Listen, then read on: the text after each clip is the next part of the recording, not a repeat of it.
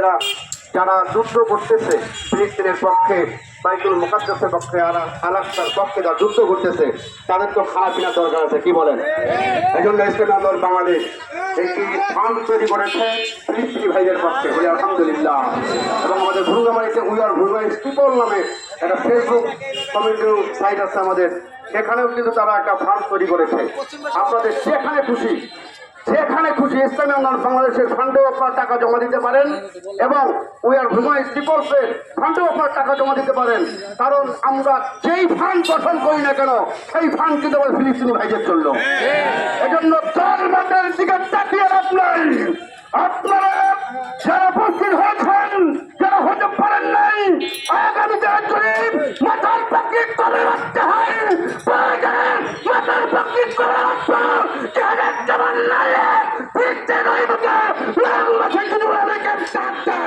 আমরা যেদিকে বলছিলাম ইনশাআল্লাহ